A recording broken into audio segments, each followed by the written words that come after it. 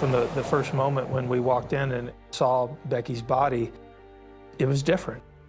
She was shot 14 times and there was one miss, so there were 15 rounds fired. Hello everyone, and welcome back to Cold Case Collectives. On a quiet Sunday morning in a small Illinois town, a man walked into his children's bedroom, looked around, and calmly told police, "Someone shot my wife."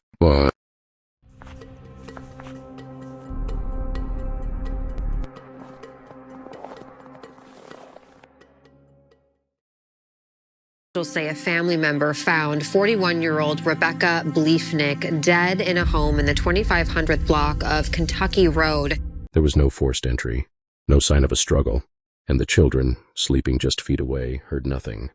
But investigators would soon discover that this was no random act of violence. It was a crime rooted in control, resentment, and a marriage unraveling behind closed doors. This is the chilling case of Rebecca Becky Bliefnick, a loving mother whose life ended in her own home at the hands of someone she once trusted most.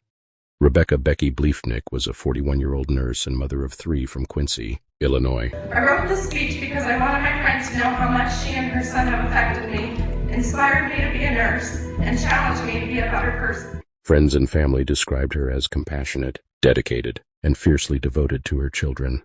Becky's dead. Reality is suspended.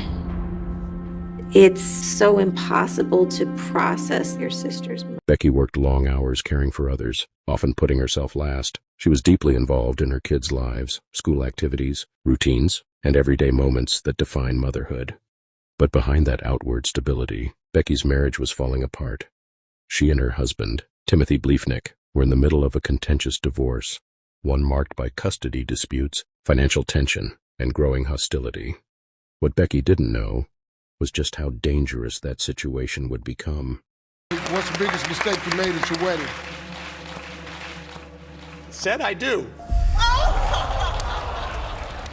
Court records would later reveal that Becky had been seeking independence and safety. She had expressed concerns about Timothy's behavior. She wanted full custody of their children. She was taking steps to protect herself legally. Timothy, on the other hand, appeared increasingly angry and resentful. Text messages and testimony would later show that he felt rejected, controlled, and humiliated by the divorce proceedings.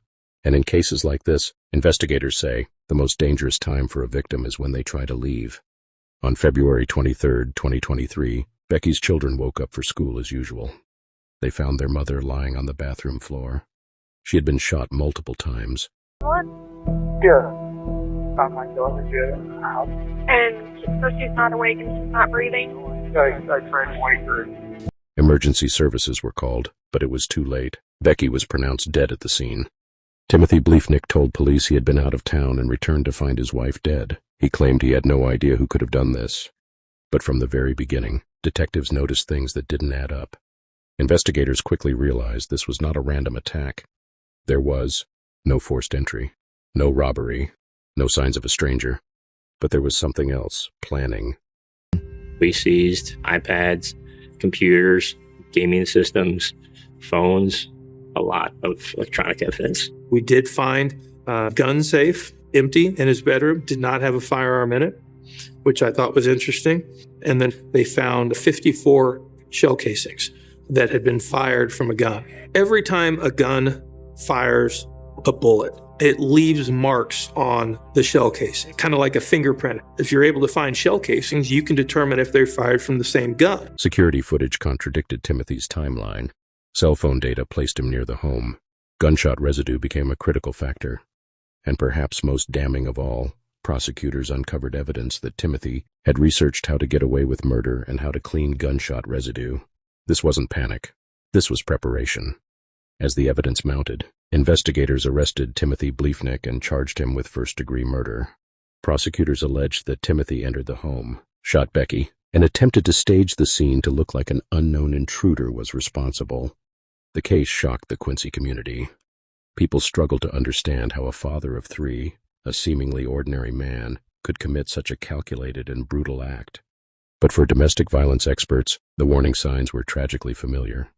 During the trial, jurors heard harrowing testimony, Becky's friends describing her fear, digital evidence contradicting Timothy's statements, experts explaining gunshot residue patterns, prosecutors outlining motive, opportunity, and intent. The defense attempted to suggest reasonable doubt, but the digital and forensic evidence told a consistent story.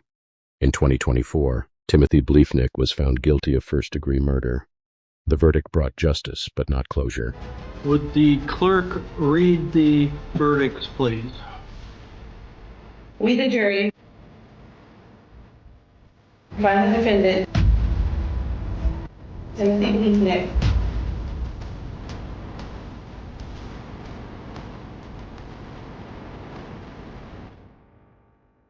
guilty of first-degree murder. Becky Bliefnick's death reignited conversations about domestic violence, coercive control, and how systems often fail victims during divorce proceedings. Her story became a cautionary tale and a call to action. Friends described Becky as someone who tried to do everything right. And still, it wasn't enough. Her children now grow up without their mother, but her name lives on through advocacy, awareness, and the hope that her story may help save others. This is the heartbreaking case of Becky Bliefnick, a devoted mother, whose life was taken during one of the most dangerous moments a victim can face. If you or someone you know is experiencing domestic violence, help is available. And as always, make sure to like, comment, and subscribe. Thank you for watching Cold Case Collectives.